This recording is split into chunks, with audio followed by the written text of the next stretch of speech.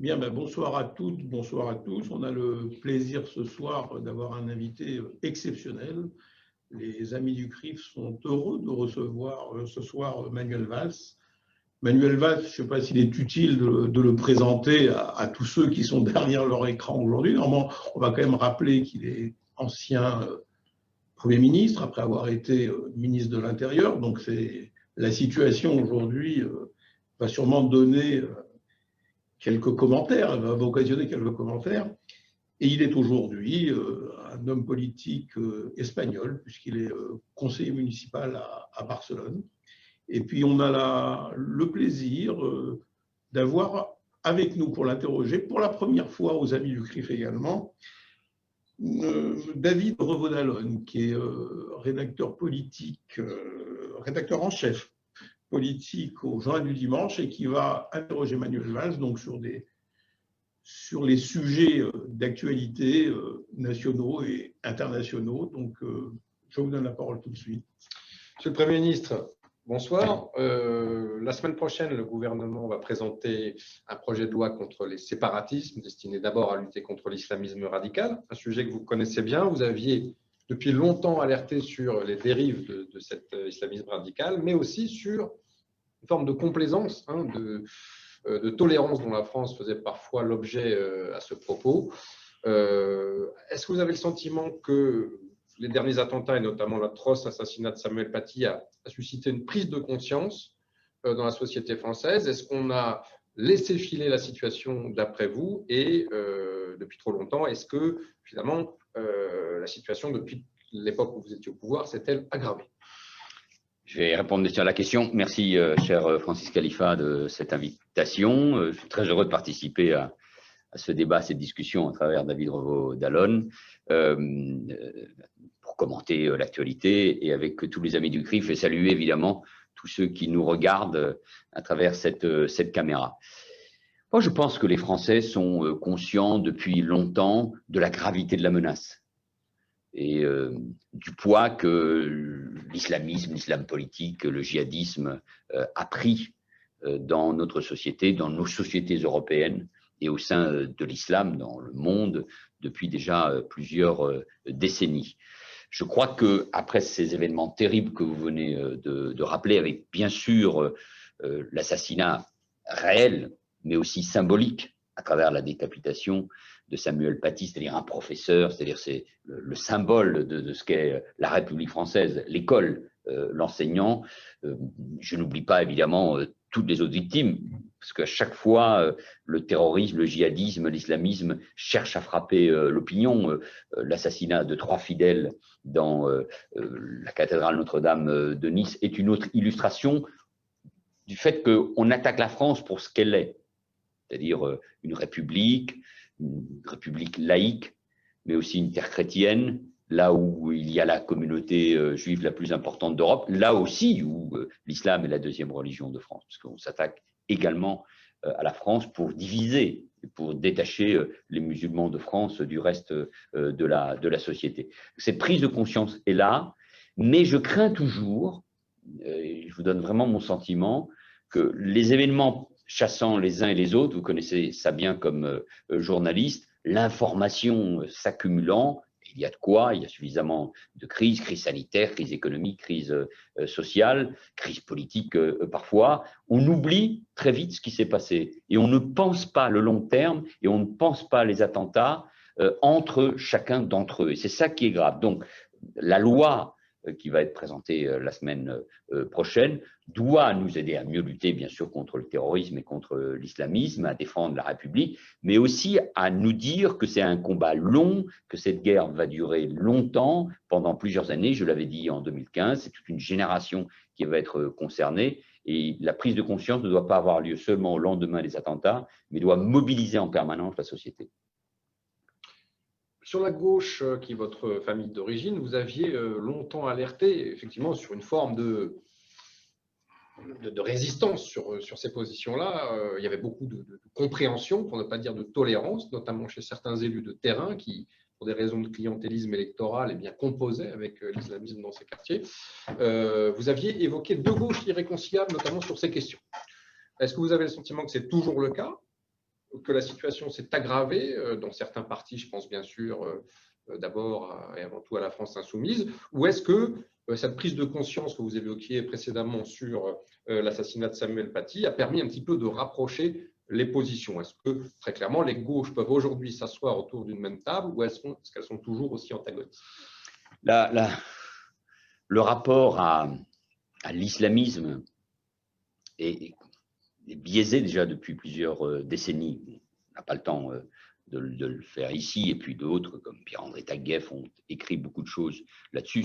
C'est lui qui a inventé d'ailleurs l'islamo-gauchisme. Mais par exemple, quelqu'un que vous connaissez bien, Berenbaum, le directeur du Monde des livres, écrit également sur le rapport de la gauche avec l'islamisme, en remontant à la révolution iranienne de 1979, aux écrits de Foucault, au poids de la guerre d'Algérie, au poids bien sûr de l'autre guerre d'Algérie, c'est-à-dire la guerre civile des années 90 et 2000 qu'on a tendance à oublier et qui a énormément pesé pour notre pays, parce qu'il y a eu tous ces exilés, tous ces professeurs, tous ces chanteurs de rail, tous ces intellectuels, tous ces Algériens qui ont dû trouver refuge en France, parce que là-bas on assassinait, on égorgeait, c'était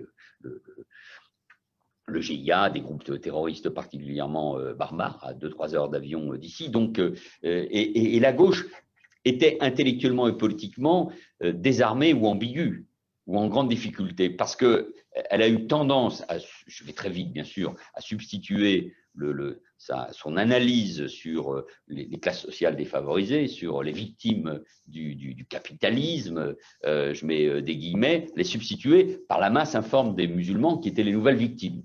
C'est tout le sens, par exemple, des analyses de Louis Plenel sur le sujet. Et cette analyse-là, de fond, hein, a imprégné au fur et à mesure des événements, la chute du mur de Berlin, bien sûr les attentats du 11 septembre 2001, le conflit israélo-palestinien, les émeutes de 2005. Donc je prends des événements très très différents à imprégner le tissu social, la gauche française au fur et à mesure, et des responsabilités partagées, qui a nié la montée de l'antisémitisme et qui n'a pas vu la pénétration de l'islam politique progressivement dans les quartiers, dans les associations, dans les clubs de sport ou à l'école. Et ceux qui étaient lanceurs d'alerte à l'époque, je pense l'inspecteur général Aubin, que je connais bien, qui est un républicain de gauche, il faut toujours le rappeler pour souligner, ce n'est pas un fasciste, ce n'est pas l'extrême droite, ce n'est pas un représentant du Front National, bien au contraire, ont été écartés, y compris quand la droite gouvernait au pouvoir. Le rapport Aubin a été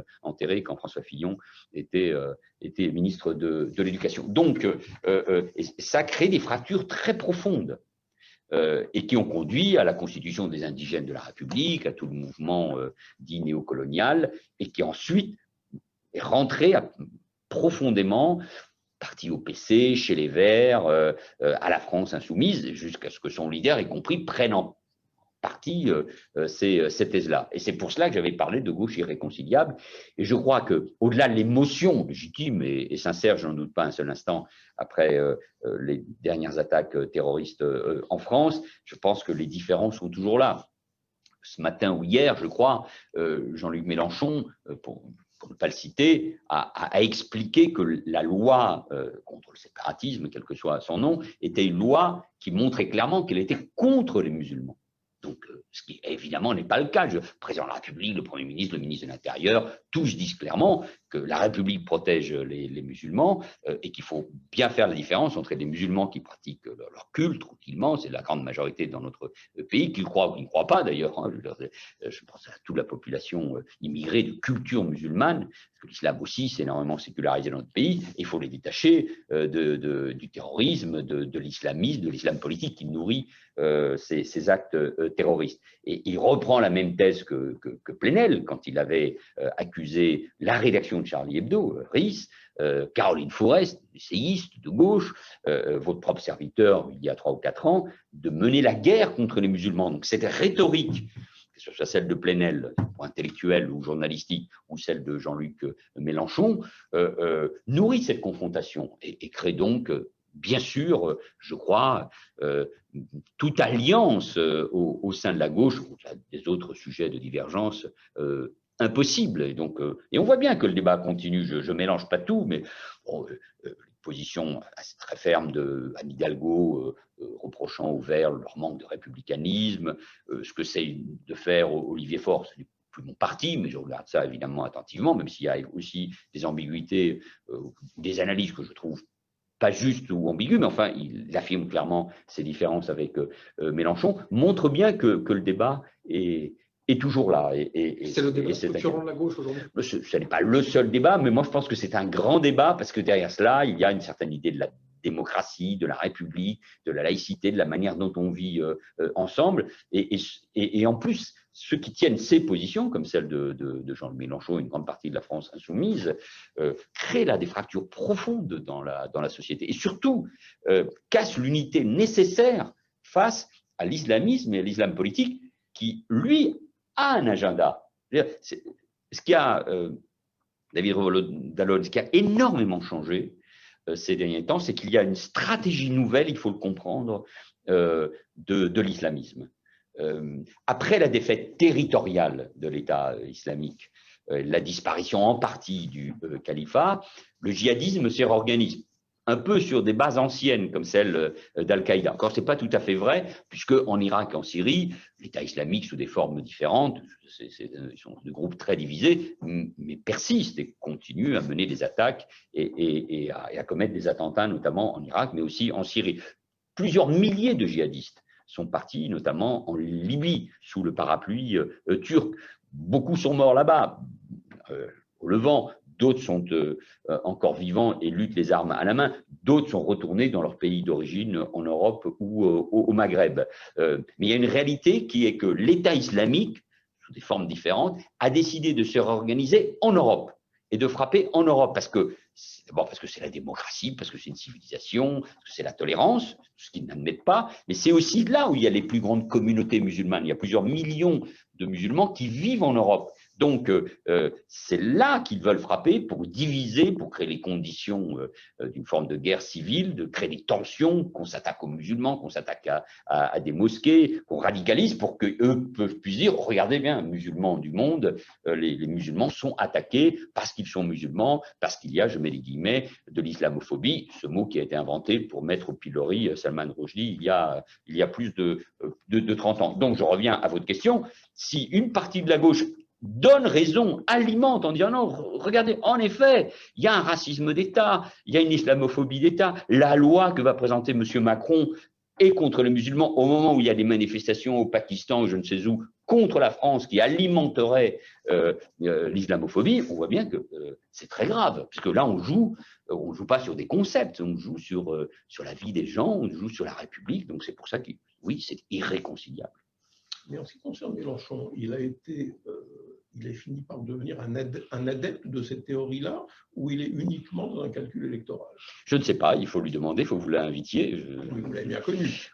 Oui, mais je l'ai connu dans d'autres vies. Si vous voulez, la gauche a connu, pas que la gauche, parce que là, toute la France qui a été touchée, la gauche a connu une défaite importante sur la question laïque en 1984 sur le sujet de l'école, ce qui a quand même cassé tout un mouvement laïque et ensuite ça a été accéléré par les changements assez profonds au sein de la FEN, la disparition de la Fédération de l'éducation nationale, du SNIC, qui était le syndicat des instituteurs, qui étaient les hussards noirs encore de la République. C'est une défaite importante. Ensuite, il y a eu l'affaire du voile.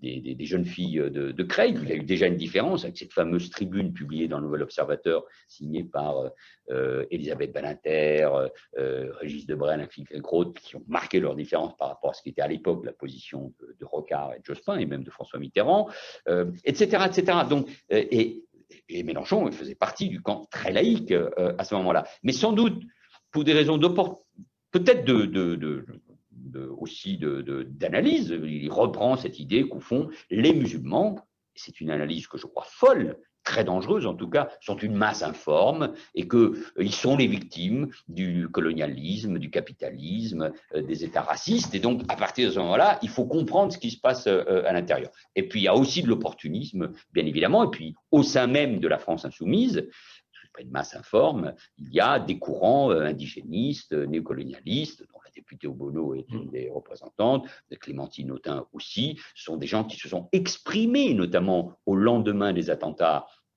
de Charlie l'hypercachère et de Montrouge, avec Tarek Ramadan.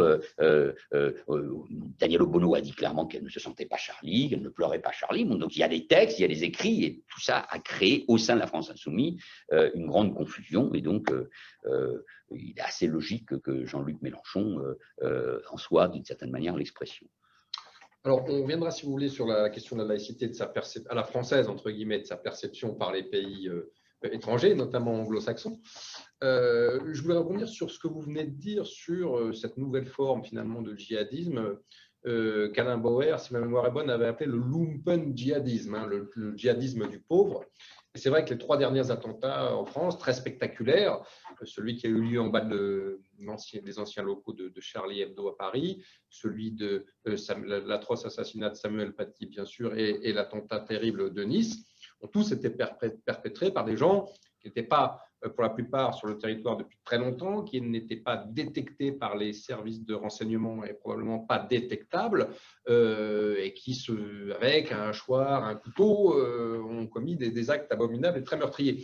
Là, c'est plus à l'ancien ministre de l'Intérieur que je m'adresse. Comment fait-on pour contrer ce type de projet? Comment fait-on pour surveiller ce type de mouvance? Comment fait-on pour anticiper sur ce type d'attaques qui sont certes beaucoup moins spectaculaires que celles du 13 novembre, par exemple, mais tout aussi frappantes et spectaculaires pour l'opinion? Je crois que les deux existent, ou plutôt, je pense qu'il y a toujours une menace d'attentats organisés depuis l'extérieur, par des groupes plus ou moins structurés.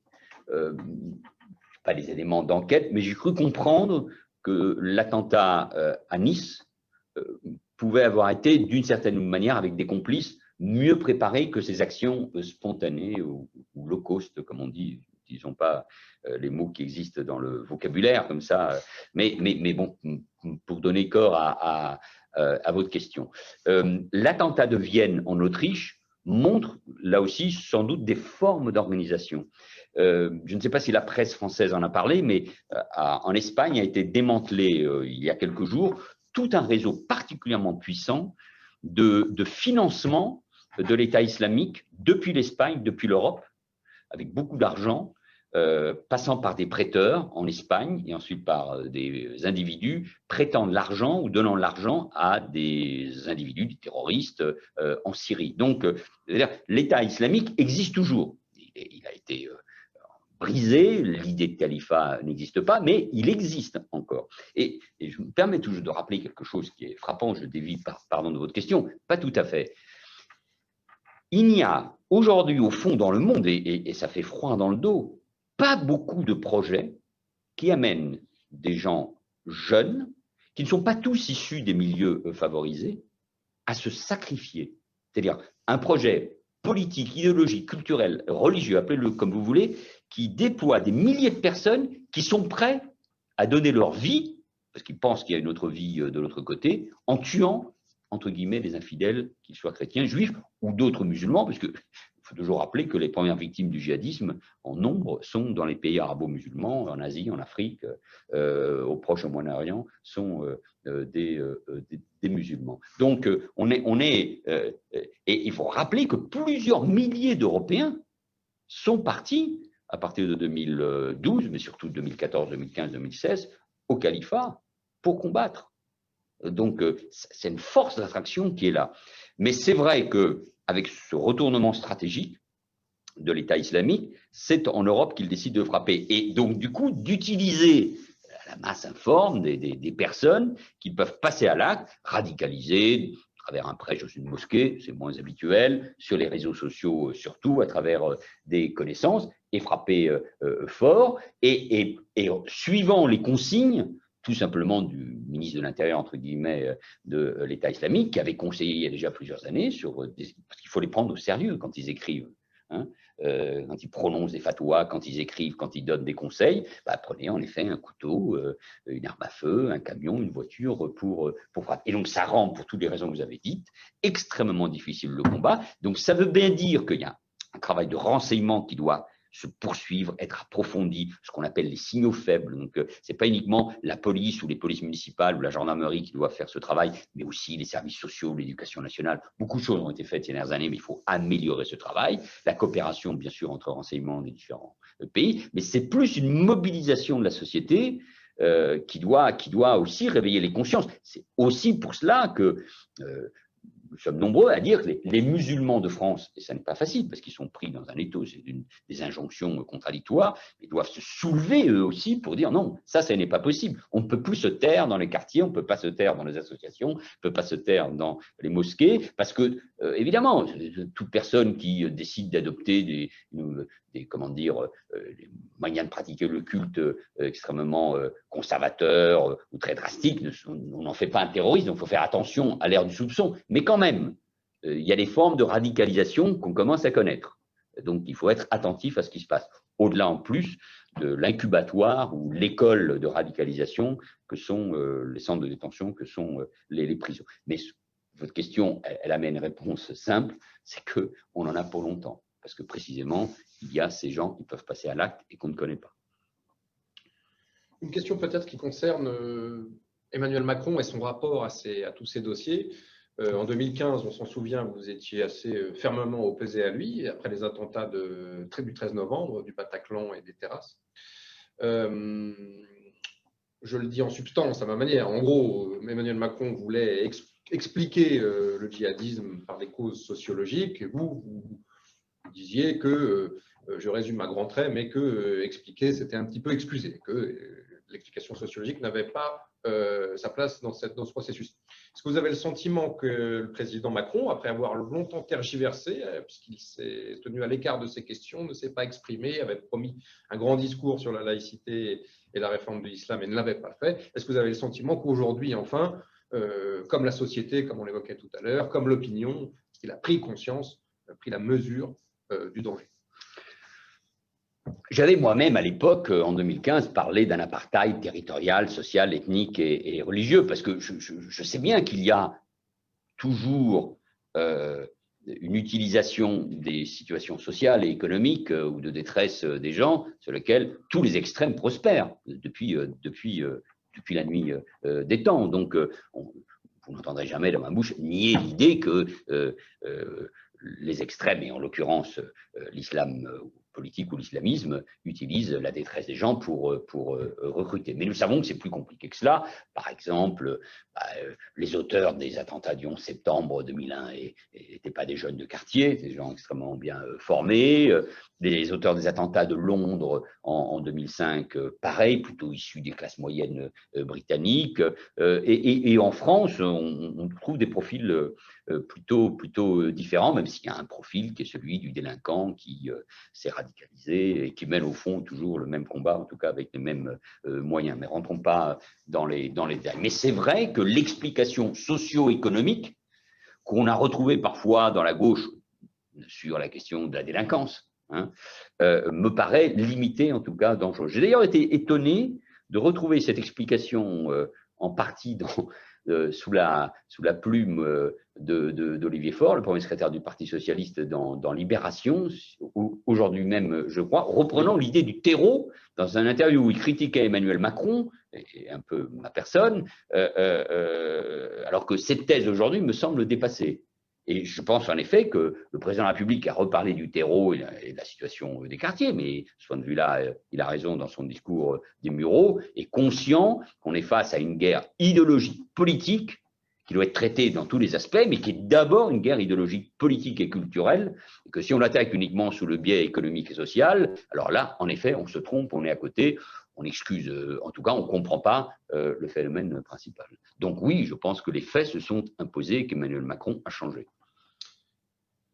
Sur la laïcité de manière plus générale, nous avons assisté à une large incompréhension de notre position, à nous Français, qui est très spécifique, vous l'avez rappelé, sur la laïcité. Alors bien sûr, nous avons été dans beaucoup de pays musulmans visés, on a vu ces manifestations spectaculaires au Pakistan, on a vu des personnalités de tout le monde musulman, du Moyen-Orient jusqu'à l'Asie, prendre position contre nous. Mais plus étonnant, évidemment, des personnalités venues du monde anglo-saxon. Je pense notamment à deux médias, et pas n'importe lesquels, puisqu'il s'agit du Washington Post et du du New York Times qui ont très clairement pris à partie les positions françaises en les accusant de façon à peine dissimulée de racisme systémique à l'égard des musulmans. À tel point que le président Macron a dû prendre son téléphone pour appeler un journaliste du New York Times pour préciser sa pensée.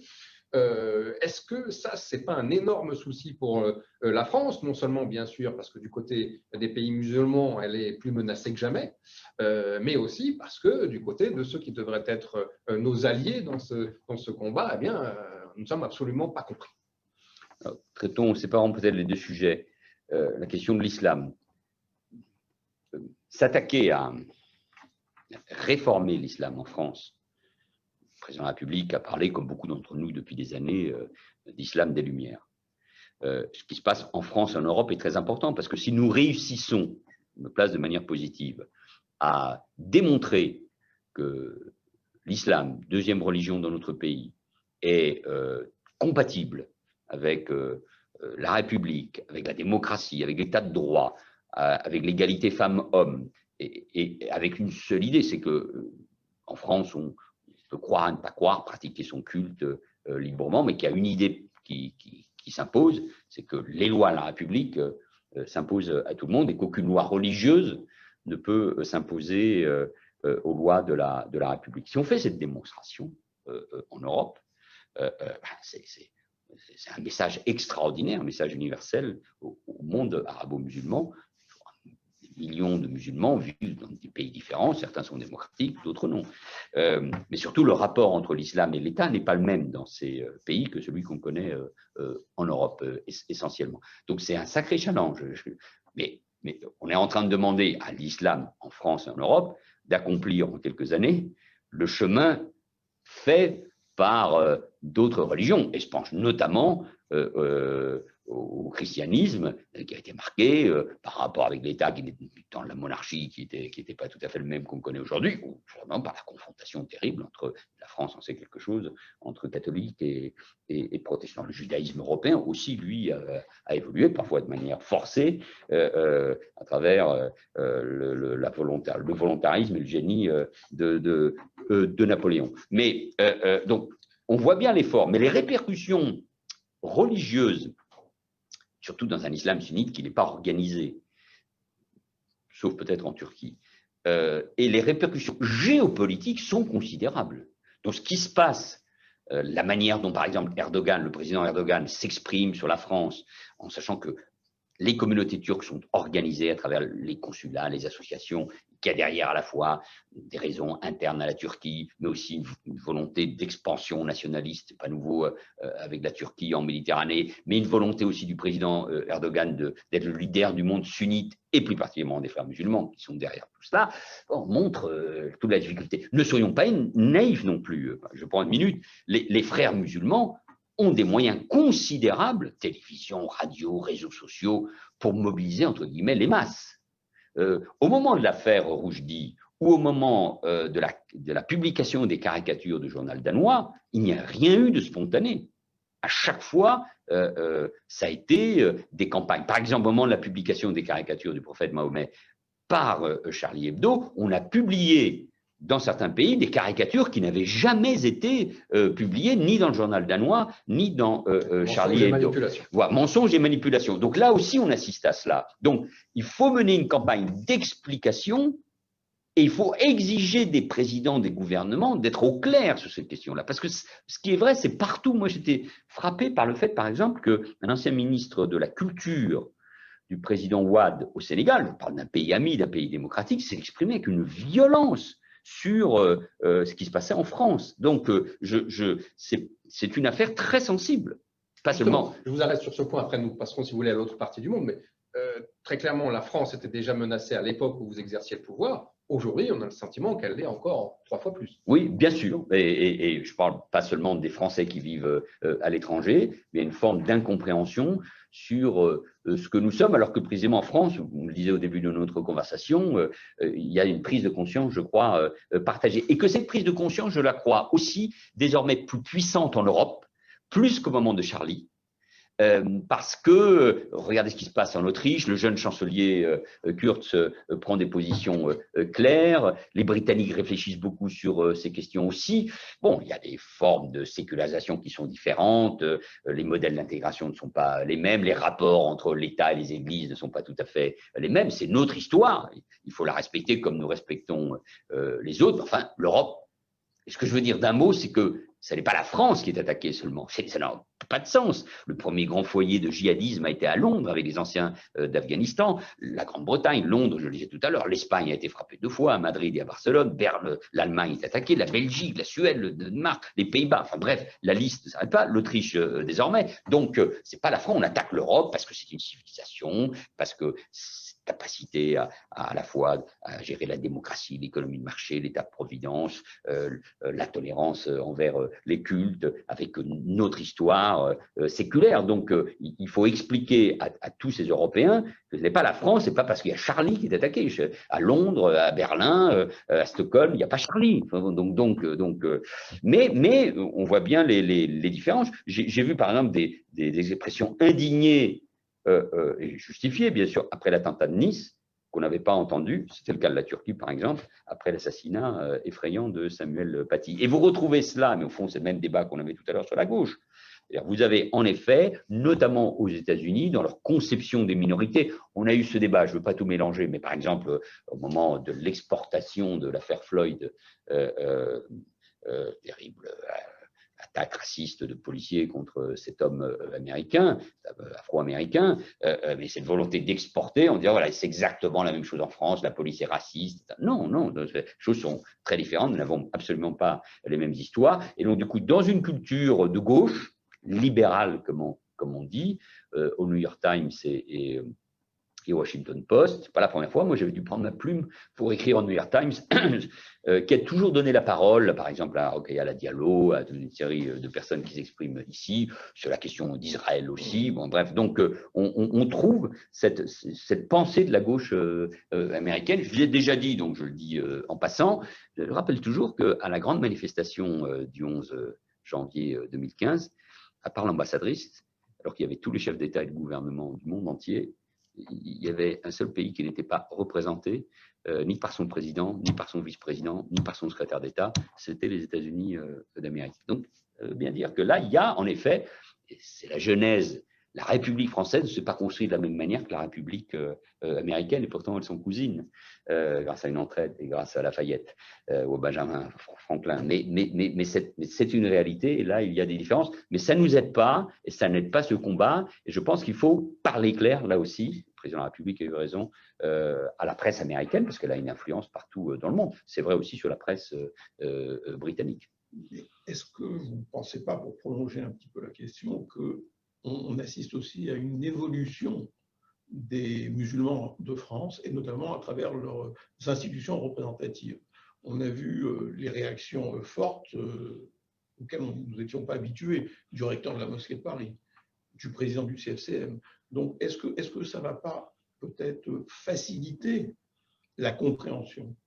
Il le faut, mais moi, ce sont en plus des prises de position fortes, comme vous venez de le dire, mais courageuses en plus, parce que ce n'est pas évident. Donc, je pense que ces paroles sont utiles pour notre pays. Ce n'est pas la première fois, mais surtout vis-à-vis de l'extérieur. Mais oui, il le faut, mais il faut que chacun, et pas une injonction, mais chaque citoyen aussi puisse s'exprimer dans le même sens. On sent bien, et vous le savez parfaitement, les ruptures générationnelles qu'il peut y avoir aussi. C'est vrai dans toute société, c'est vrai dans tout culte, et c'est vrai évidemment dans l'islam. Les formes en plus de pratique du culte musulman, je le disais tout à l'heure, rendent les choses plus difficiles. C'est un sujet autour duquel on tourne depuis des années, depuis Pasqua, depuis Joxe, par Chevènement, Sarkozy, moi-même, Bernard Cazeneuve et bien d'autres. Et donc on voit bien la difficulté, la question de la conférence des imams, comment couper les relations avec les pays d'origine. Mais couper avec les pays d'origine, j'y suis favorable, mais ça ne veut pas dire jeter dans les bras frères musulmans qui ont leurs propres organisations de formation des imams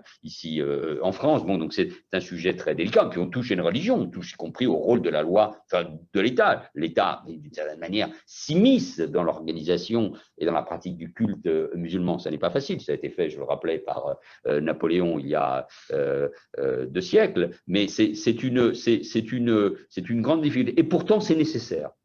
Mais je vois par exemple que la mosquée université Al-Azhar, malheureusement, n'a pas eu les mêmes positions qu'elle avait eues il y a quelques années. Non pas qu'ils approuvent les attentats, mais la condamnation de la France ou de la publication de nouveau par Charlie Hebdo des caricatures apparaît parfois plus forte que la condamnation des attentats. Ça veut bien dire que le débat, ou plutôt le combat, pour cet islam des Lumières, il est d'abord en Europe et que nous aurons du mal à compter sur beaucoup d'alliés à l'extérieur, dans le monde arabo-musulman, mais pas seulement, vous venez de le dire à travers vos questions. Alors, il y a un sujet connexe, c'est évidemment l'antisémitisme. Vous étiez toujours positionné fortement sur cette question, notamment, on s'en souvient, face aux agissements de Dieudonné.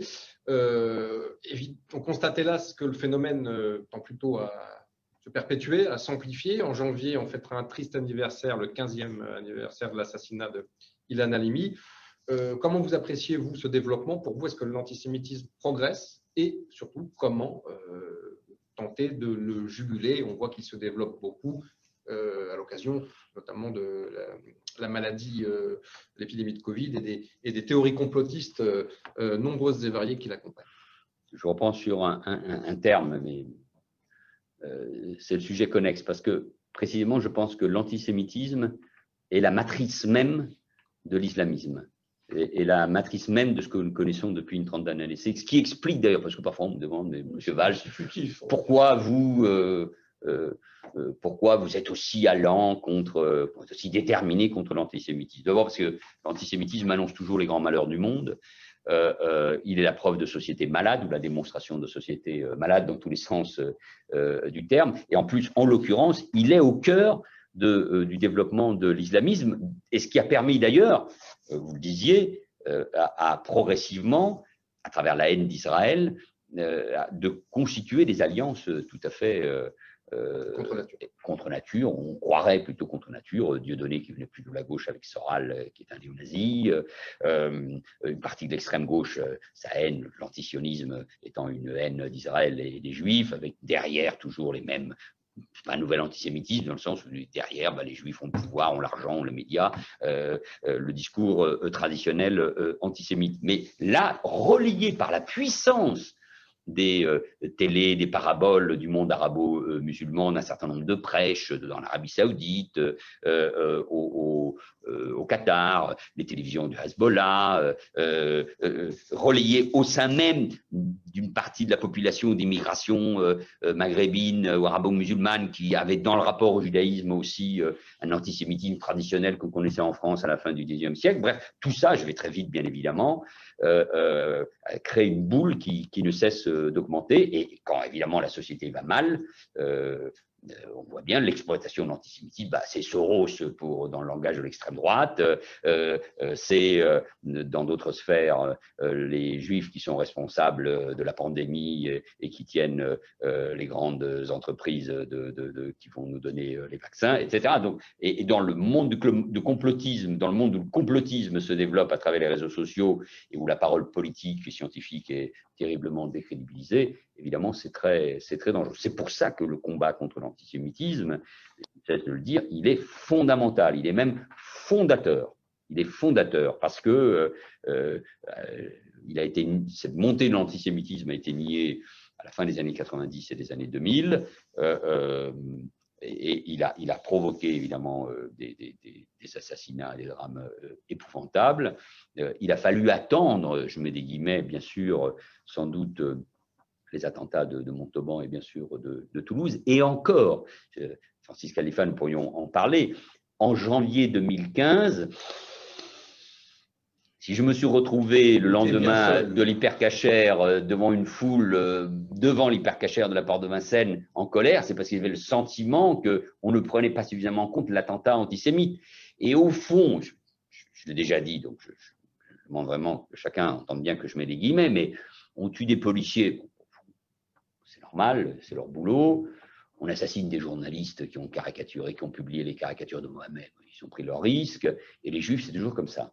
Il a fallu attendre le 13 novembre et les attentats du Bataclan, du Stade de France et des terrasses de Paris pour comprendre que l'affaire était sans doute beaucoup plus grave. Ce que je veux dire par là, c'est que quand on s'attaque aux journalistes, à la presse, à la démocratie, aux forces de l'ordre qui nous protègent et bien sûr aux Juifs de France qui font partie de ce qu'est l'âme française, le judaïsme est profondément ancré dans ce qu'est la réalité française et bien sûr européenne. Alors à ce moment-là, on se rend bien compte qu'on est dans un basculement. Donc ça reste toujours très présent et c'est pour ça qu'il faut être intraitable face à toutes ces formes d'antisémitisme qui existent. Et j'en suis fier, même si ça m'a coûté parfois cher sur le plan politique, mais c'est le combat de ma vie parce que c'est un combat de civilisation. Je le relis en permanence cette période étonnante de la fin du XIXe siècle, entre le livre de Drummond, qui au fond invente là vraiment l'antisémitisme moderne qui se détache de l'antisémitisme chrétien. Les Juifs sont ceux qui ont tué le Christ. Non, on passe à autre chose. C'est Rothschild. C'est Rothschild. Oui, c'est celui qui alimentera évidemment le nazisme ensuite. Et on voit bien que l'affaire Dreyfus est un élément, on en a souvent parlé avec Francis Khalifa, l'affaire Dreyfus est un moment important où la gauche d'ailleurs se divise entre ceux qui considèrent comme Gued que pourquoi perdre son temps avec un officier bourgeois, juif, peut-être traître et en tout cas antipathique, et ceux qui, comme Clémenceau, Jaurès évolue, au début il hésite, parce qu'il y a aussi la CFIO d'Algérie, mais il vient avec Lazare, bien sûr, il vient avec Clémenceau, avec Zola, avec Peggy, ils sont aux premières loges. C'est un moment très important. Donc ce moment-là, il doit être en permanence rappelé, il est fondamental pour comprendre ce qu'est exactement notre pays. Donc ce n'est pas uniquement protéger les Juifs, non, c'est protéger notre pays, parce que l'antisémitisme, c'est s'attaquer à la France. Une petite question ou deux sur la crise du coronavirus, qui n'est quand même pas la plus petite affaire que nous vivons en ce moment. C'est même la plus grave crise sanitaire depuis la grippe espagnole qui a suivi la Première Guerre mondiale. Qui n'était pas espagnol, comme on le sait. Qui n'était pas espagnol, absolument. Qui venait des États-Unis. Qui venait des États-Unis. Et nous apprêtons évidemment à vivre une des plus grandes crises sociales et économiques dans les prochains mois, dans la foulée de cette crise sanitaire. Vous qui aviez au pouvoir, on en parlait à l'instant, vécu des heures assez sombres avec les attentats, le terrorisme, comment vous jugez, après on en viendra au débat de fond, mais comment vous jugez la façon dont ce pouvoir, dont ce gouvernement traite cette crise? Il a été beaucoup critiqué sur des errements, des zigzags, du pilotage à vue. On voit que c'est quand même compliqué quand on regarde le paysage mondial, puisque tous les pays sont frappés et qu'il y a eu peu de pays finalement modèles. Il n'y en a même pas eu, à part la Chine, si on peut parler d'un modèle sur le plan démocratique. Comment vous analysez la façon dont le gouvernement a traité les choses? Bon, on m'interrogeait beaucoup au printemps, vous qui avez vécu des crises, etc. J'ai aussi vécu, mais elle était maîtrisée, la crise Ebola, c'est-à-dire et les risques en Afrique de l'Ouest pour notre pays. Mais je dois reconnaître que cette crise est d'une toute autre dimension. D'abord parce qu'elle est planétaire, ce qui est en termes de communication. Mon ami Stéphane Fuchs, que vous connaissez bien, a écrit un livre sur ces questions de communication très, très, très juste, c'est-à-dire sur l'impact en matière de communication. C'est la première fois que toute la planète vit une crise sanitaire de la même manière et vit l'arrêt de l'économie à peu près partout dans les mêmes conditions. Il y a des pays modèles parce qu'ils ont connu ces crises et parce qu'ils savent anticiper, surtout avec des modèles de prévention et de politique proactive. Je pense à des pays démocratiques, Taïwan, la Corée du Sud, des pays plus autoritaires comme Singapour, la Chine, même si on ne sait pas tout. On a vu le système allemand bien résister, mais c'est vrai, vous avez raison, tous les pays ont connu les mêmes errements, les mêmes hésitations. D'abord parce que la parole de l'OMS n'a pas toujours été claire, parce qu'on a pensé que ça n'arriverait pas ici, parce qu'on n'a pas tenu compte de ce qui se passait en Chine, à Wuhan, on a sans doute trop tardé, parce que… La pandémie elle-même réserve des surprises. La pandémie elle-même réserve des surprises. On n'a pas suffisamment, à mon avis, intégré ce qui était en train de se passer, c'est facile à dire maintenant, en Italie du Nord, qui a décrété le confinement quelques jours avant l'Espagne et quelques jours avant la France. Donc, oui, il y a eu des erreurs.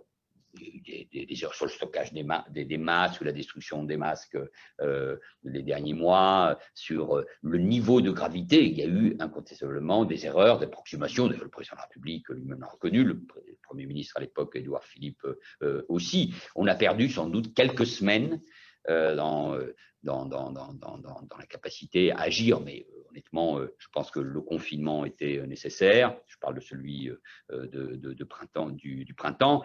La difficulté, c'est qu'on a l'impression que la parole publique hésite beaucoup parce qu'on ne sait pas.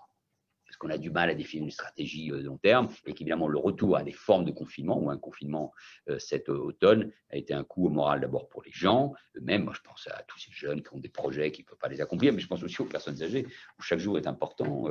Il y a le drame dans les maisons de retraite, dans les EHPAD. On sait mieux gérer la maladie elle-même, on voit bien, les médecins le disent fort heureusement à l'hôpital, mais bon…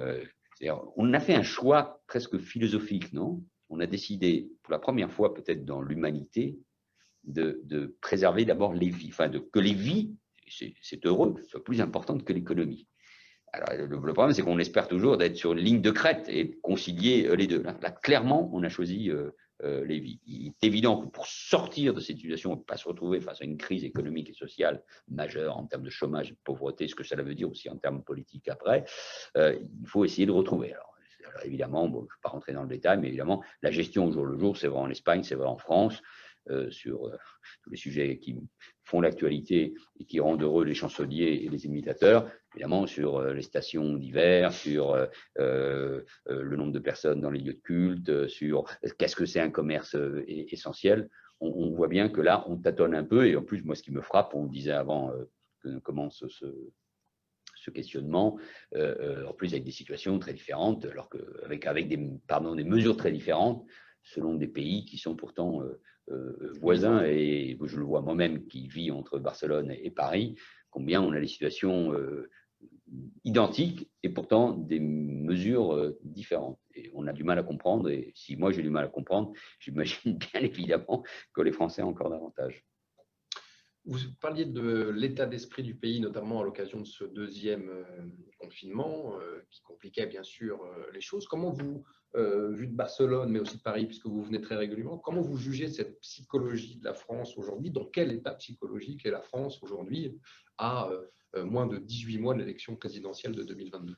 Dans des nombreuses interviews que nous avons fait ensemble, j'ai répondu à vos questions, j'ai souvent parlé, il y a longtemps, d'une crise économique, sociale, mais une crise morale de notre pays, une crise très, très profonde, mais qui a amené, au fond, à la défaite de Nicolas Sarkozy en 2012, au quinquennat particulièrement difficile étendu sous la présidence de François Hollande, à son renoncement, à ce qui s'est passé au moment de la primaire de la gauche, à l'effondrement du Parti socialiste, à l'empêchement pratiquement de la droite, et fort heureusement en France, non pas à l'arrivée d'un candidat populiste, antidémocrate, etc., mais d'un jeune président réformateur, progressiste, profondément européen, ayant pour projet de régénérer la vie politique française. Mais enfin, c'était aussi un symptôme de cette crise. On l'a oublié, et la majorité actuelle l'a oublié. Les 75% de députés de la République En Marche à l'Assemblée nationale ne sont que le fruit des 25% d'Emmanuel Macron et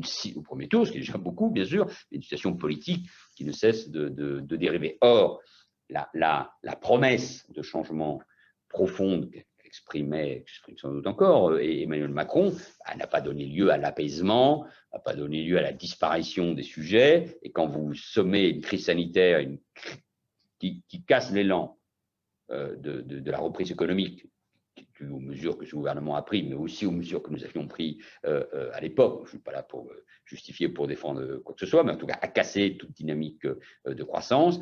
Une crise, la pandémie a aggravé en plus des inégalités, je pense, tout simplement aux enfants à l'école, entre ceux qui, chez eux, ont la chance d'avoir des parents qui les aident, Internet, des moyens, et ceux qui ont décroché encore davantage. Donc, ces inégalités s'approfondissent, une crise identitaire qui est profonde, pour ne pas avoir traité la question de l'antisémitisme, la question de la montée de l'islam politique. Donc, c'est une cumul de crises qui est assez effrayant. C'est pour ça qu'il faut tenir bon, mais il faut se rendre bien compte, il faut être très lucide sur cette crise, et cela peut déboucher à un moment sur une rupture démocratique pas seulement l'élection de l'extrême, mais une rupture démocratique, parce que on voit bien dans les enquêtes d'opinion, complotisme, une partie des Français, non négligeable, minoritaire bien évidemment, qui est prête à renoncer à sa liberté, est prête à un régime autoritaire. Ça reste dans le grand baromètre qui est publié tous les ans par le CEVIPOF un des éléments inquiétants auxquels il faut rajouter la haine des juifs, la haine des musulmans, la haine des chrétiens, des actes qui suivent. Bon, donc on est quand même face à quelque chose. Donc c'est très, très dangereux, c'est fragile. C'est aussi pour ça que j'interviens dans le débat public. Pour dire il faut être unis, c'est pour ça que la réponse c'est la République, c'est la liberté et la sécurité, c'est la sécurité et la liberté, les deux sont profondément liés, mais il faut faire attention. On est dans un moment où on ne sait pas, personne d'entre nous peut dire, ici autour de cette table, ou ceux qui nous écoutent et nous regardent, personne ne peut dire comment on en sortira. Et franchement, quand vous cumulez autant de crises, moi je veux bien qu'on nous dise qu'on va en sortir meilleur, je n'en suis pas sûr. Et donc il faudra défendre la démocratie et ses principes avec beaucoup de vigueur. Violence, racisme, discrédit de la parole politique, journalistique, médicale, on l'a vu avec les polémiques pendant la pandémie, abstention massive, développement du complotisme, tout ceci vous inquiète pour la présidentielle de 2022 ? Ouais, m'inquiète d'une manière générale pour la démocratie. On peut se dire, écoutez, il y a des bonnes nouvelles. Je n'ai pas électeur américain, je sais que c'est beaucoup plus compliqué que cela, et Trump n'a pas fait un mauvais score, c'est le moins qu'on puisse dire, et le Trumpisme existe aux États-Unis, mais enfin, il y a une réaction à travers l'élection de Biden. Bon, ça veut dire que nos démocraties ont toujours des ressources, qu'on l'a d'une certaine manière démontré en 2017. Je pense que, par exemple, le fait que l'Europe, à travers la BCE et la Commission et les chefs d'État et de gouvernement aient aidé beaucoup les économies, c'est important parce que l'idée européenne est tout à fait incontournable, même si on voit bien que parfois dans la gestion, pourquoi les Britanniques, eux, ont déjà le vaccin et pas nous, parce que derrière, les normes européennes sont plus complexes. Donc, je ne suis pas sûr que tout ça aide toujours à l'idée européenne au sens pratique et concret du mot. Enfin, je reviens à la France, oui, l'accumulation de crises crée un climat de tension, un climat détestable. Je vais prendre un élément d'actualité. Je condamne avec la plus grande des énergies le comportement de policiers contre ce producteur de musique, en ayant une pensée pour lui, ou des interventions qui n'ont rien à voir avec la déontologie qui doit s'imposer à tout représentant des forces de l'ordre. Mais attention, je vois bien qu'on peut basculer, on oublie ce qui s'est passé il y a quelques mois, on oublie le rôle des policiers, là, hop, on bascule de l'autre côté, grosso modo, on va se payer l'institution policière, l'IGPN n'est pas indépendante, donc on crée à chaque fois un climat de suspicion.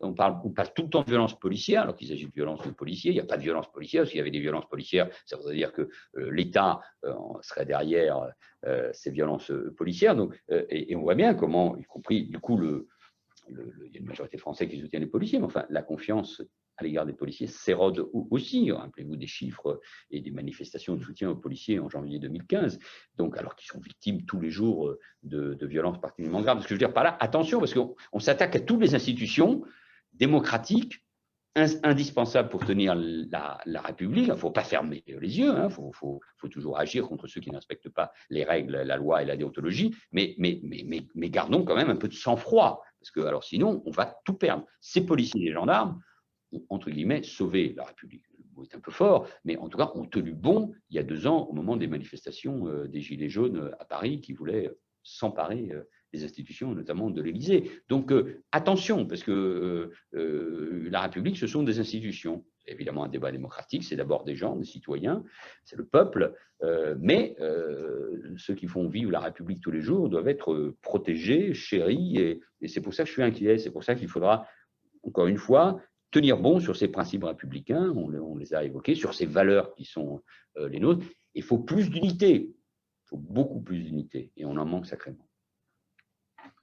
Avant de passer aux questions des internautes, et qui sont nombreuses, qui m'arrivent là comme ça, et qui sont nombreuses, je voudrais qu'on fasse un petit saut peut-être du côté d'Israël.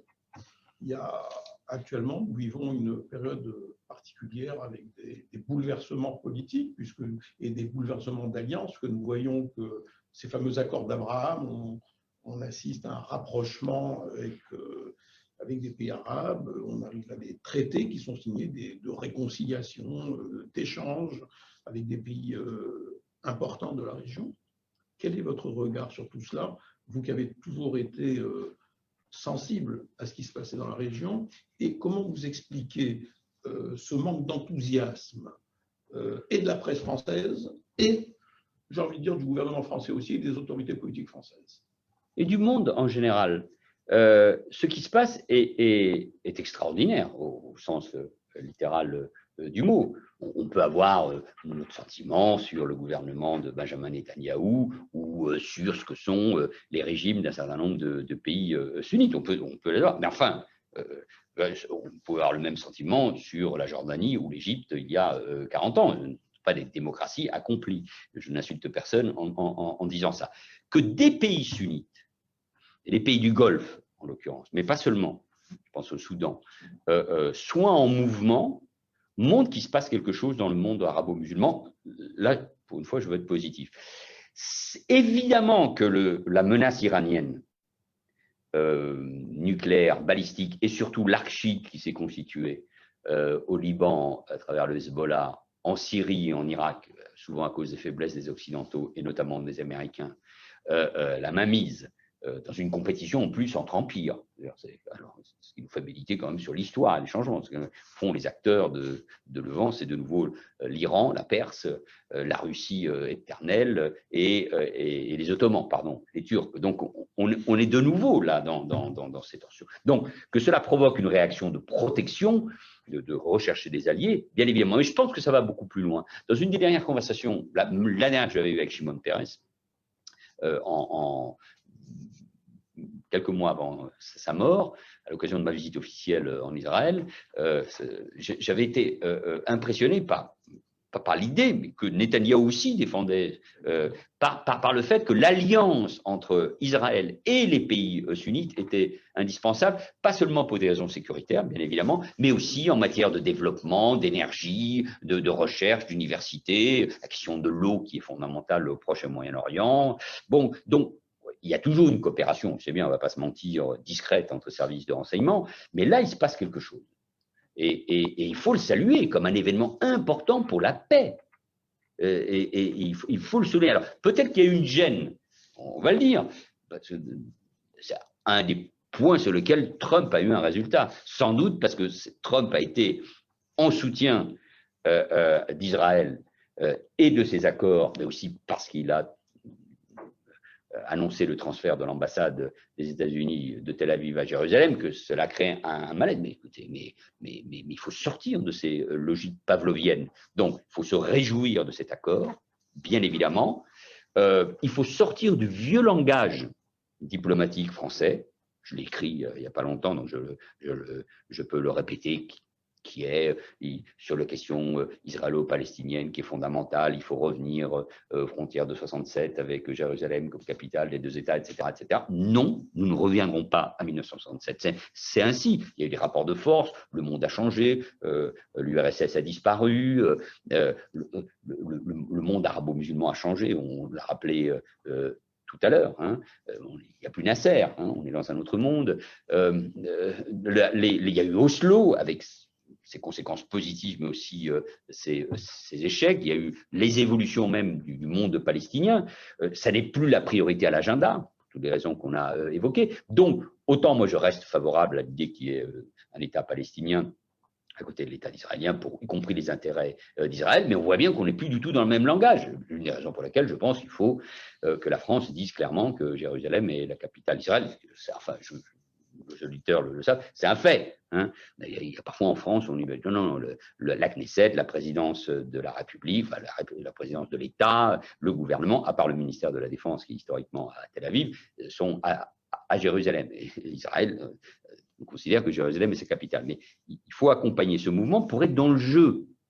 On a en plus, nous les Français, une histoire. On peut toujours avoir un débat avec des Palestiniens, enfin un débat, une discussion et aider les Palestiniens, bien évidemment, en leur disant revenez à la table de négociation, pas sur les bases de hier, pas de manière conditionnelle, mais revenez pour préparer l'avenir. L'avenir doit s'écrire avec vous. C'est pas en accusant de trahir les des Émiratis ou d'autres que vous ferez avancer les choses. D'ailleurs, je remarque que les foules ne se sont pas forcément mobilisées, parce qu'y compris la jeunesse palestinienne aspire à autre chose. Bon, donc, il y a les bases sans doute d'une nouvelle discussion, mais elle ne peut pas se faire sur des bases anciennes. Et si la diplomatie française et européenne, française, veut compter, c'est en changeant profondément son logiciel, son langage. Ce n'est pas facile au Quai d'Orsay. Sur Israël, j'ai une question qui s'adresse à l'homme politique, au professionnel. Une double question. D'abord, comment vous jugez le dépérissement de la gauche israélienne qui a dirigé l'État sans partage pendant 30 ans et qui aujourd'hui compte, si je ne me trompe pas, moins de 10 députés à la Knesset sur 120.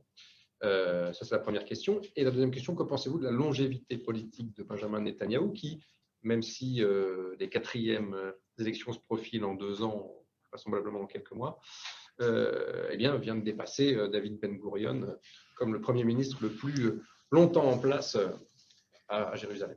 Votre question est très intéressante parce qu'elle montre bien que la gauche a vécu une crise au plan mondial, une crise profonde. Je ne parle même pas du Parti travailliste britannique plongé dans l'antisémitisme couvert par Jeremy Corbyn. Il a été exclu, expulsé, mais on se rend bien compte, de ce grand parti de Labour. C'était le parti, il n'y a pas longtemps, de Tony Blair, qui était un exemple pour le monde. La gauche française, nous le savons.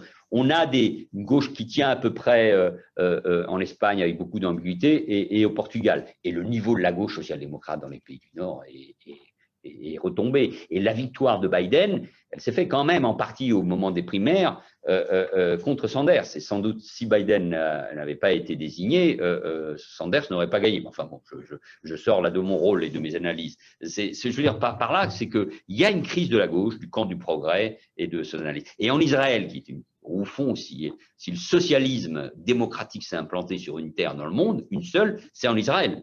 À travers le Parti travailliste, une autre formation de gauche, le mouvement kibbutzim. Voilà.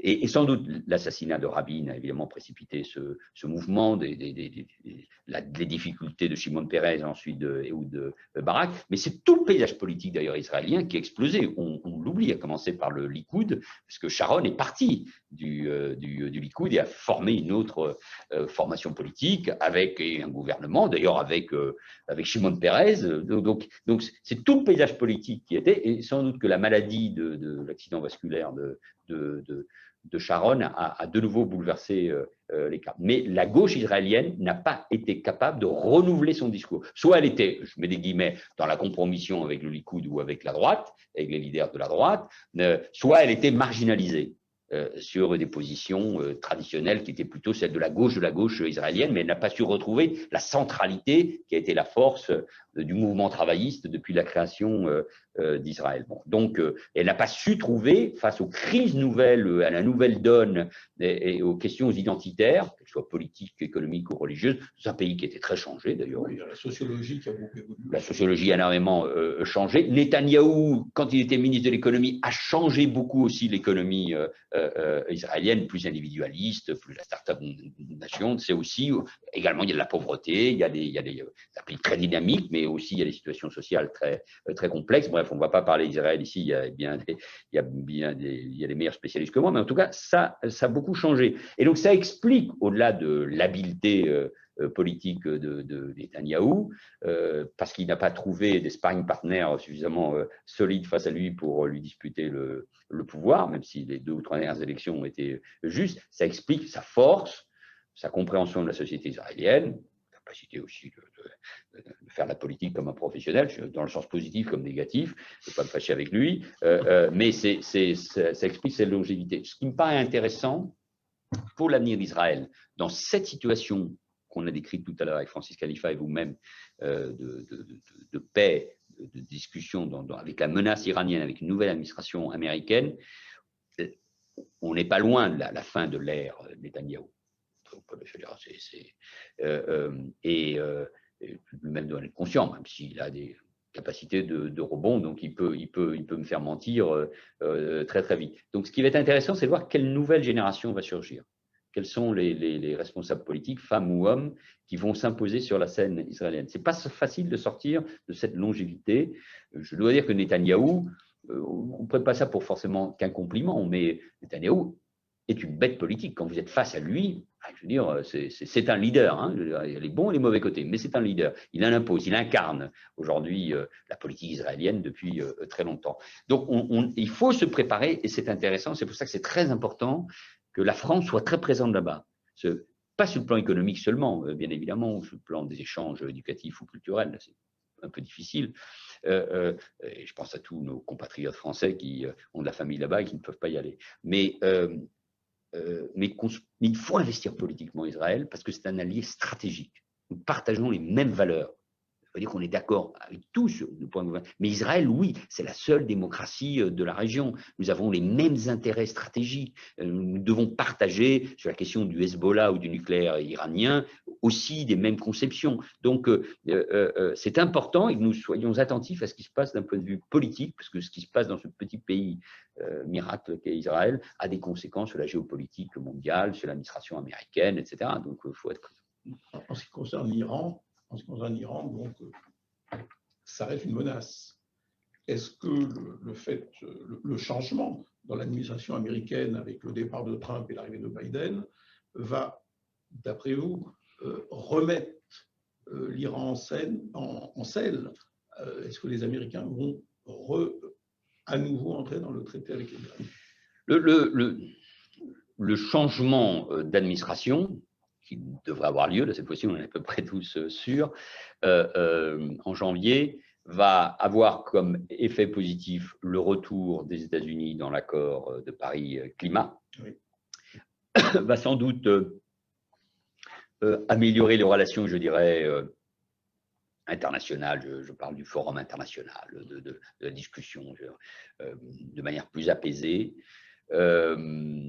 mais et va, j'espère, apaiser les choses dans la vie politique américaine, je ne crois pas beaucoup, mais il ne faut pas s'attendre à plus de choses. Hein. Faut dire, la dérive continentale américaine qui regarde évidemment l'Asie et la menace chinoise, c'est quand même leur priorité.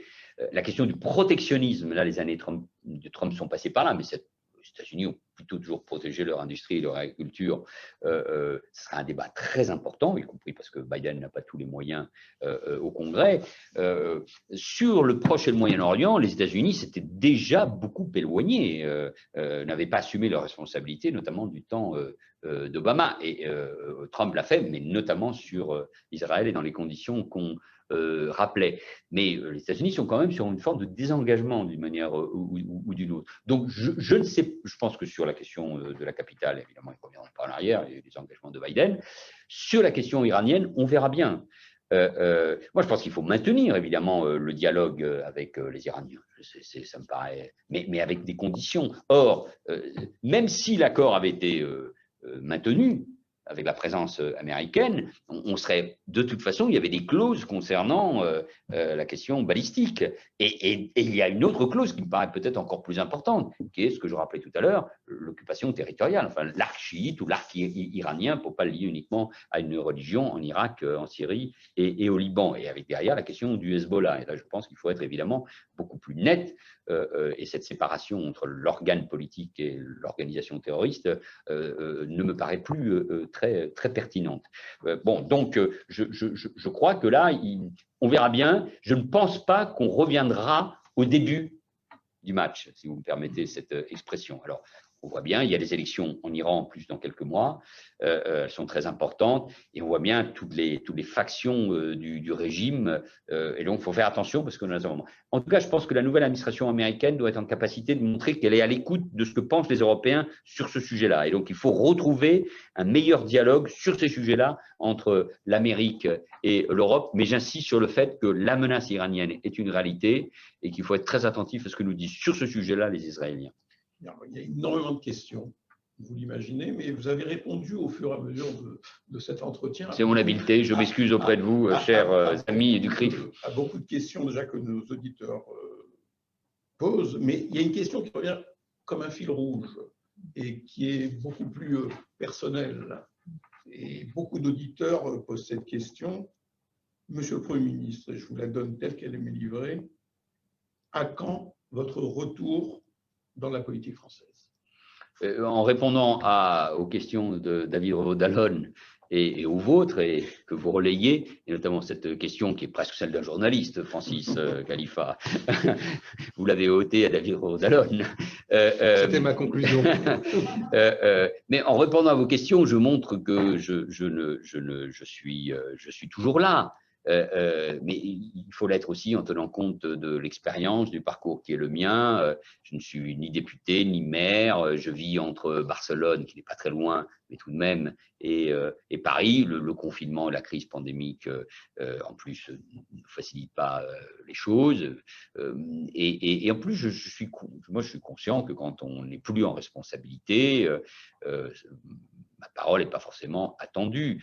Ce que je crois sincèrement, c'est que David Rodalone, d'une certaine manière, le disait tout à l'heure, enfin, en tout cas, il rappelait mes prises de position, c'est que peut-être qu'avec malheureusement ce qui se passe, ma parole est mieux comprise par les Français sur les questions de sécurité, sur la lutte contre le terrorisme, sur la montée de l'antisémitisme, sur le poids de l'islam politique dans un certain nombre de secteurs de la société française, ou sur les gauches irréconciliables.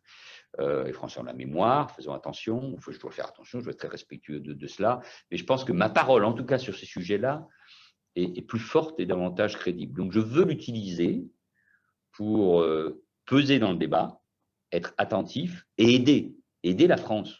Je ne sais pas quel sera mon rôle dans l'élection présidentielle, je ne suis pas candidat, mais je veux peser pour être audible, parce que je pense que mes idées, l'idée que je me fais de la France et de la République, doivent s'imposer dans ce débat, parce que je crois que c'est l'antidote, en tout cas, la réponse au problème. Donc, je participe de ce débat et je suis heureux de pouvoir le faire de nouveau en France et de le faire à travers vous ce soir, les amis du CRIF. Écoutez, Monsieur le Premier ministre, c'est une réponse qui ne va pas satisfaire tous les auditeurs, parce que je pense qu'ils ont envie de vous voir dans la politique française. Ils ont envie de vous voir revenir, d'autant plus qu'il y a de grandes échéances qui approchent. Mais néanmoins, c'est une réponse, en tout cas, une réponse qui nous fait dire que vous allez continuer, en tout cas, à intervenir dans le débat politique français, à donner vos idées.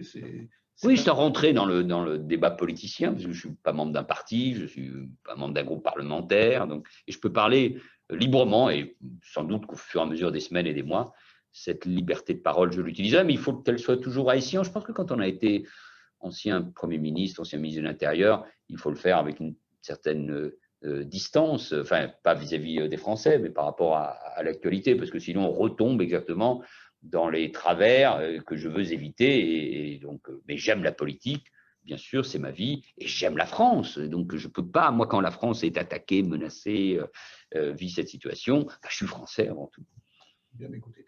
Merci, nous sommes arrivés au bout de cet entretien. Merci de cette parole libre que vous avez exprimée en répondant aux questions Merci à tous les deux. De David Rodalone, que je veux remercier d'avoir animé également cette conversation. Et à très vite à tout le monde. Merci Manuel Valls, merci Monsieur Rodalone.